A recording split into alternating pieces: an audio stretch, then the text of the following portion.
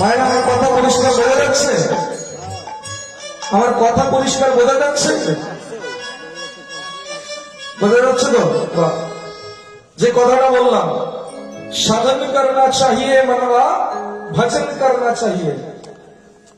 ভক্তির সর্বশ্রেষ্ঠ জায়গা সাধন ভজন, এটা ছাড়া কোনো গতি নাই। আছে যে ভজনটা শুনছেন, এই ভজনটা এমন একজন লিখেছে, কল্পনা করতে পারবেন না যে এই মানুষ এরকম লিখতে পারে। যিনি লিখেছেন তিনি একজন অন্ধ, 33,000-এর বেশি ভজন লিখেছেন। বাড়ি কোথায়? বৃন্দাবন ধাম। নাম কি? সুরদাস গোস্বামী। তিনি এমন একজন ছিলেন, একদিন ভজন লিখে গাইতে শুরু করলেন, আর তার ভজন শুনতে স্বয়ং ভগবান নিজে নেমে আসতেন, স্বয়ং গোবিন্দ নিজে নেমে আসতেন তার ভজন শুনতে। একদিন ভজন শুনতে শুনতে, ভজন গাইতে গাইতে একটা শুকনো কুয়োর মধ্যে পড়ে গেছে।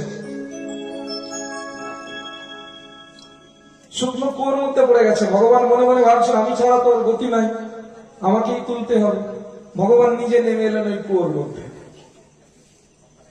এসে বলছে, সুরদাস তুমি কোথায় আছো জানো? বলে আমি জানি না। আপনি কে? বলে আমি কে তোমাকে নেত্র দিলেই বুঝতে পারবে। তুমি তো অন্ধ, তাই আমায় দেখতে পাচ্ছ না, আমি তোমায় নেত্র দিলাম। যেই না নেত্র দিয়েছে, নেত্র দিয়ে আমার তো সঙ্গে সঙ্গে দেখছে সামনে স্বয়ং গোবিন্দ দাঁড়িয়ে আছে। বলে প্রভু, না চাইতেই এত কিছু দিয়ে দিলেন, তাহলে আমি চাইব একটা জিনিস। কি চাইবে সুরদাস? বলে যে দুটো চোখ দিয়েছ আবার ফিরিয়ে দাও। কেন? যে নয়ন দিয়ে আমি তোমায় দেখেছি, সেই নয়ন দিয়ে এই পাপের জগৎকে আমি আর দেখতে চাই।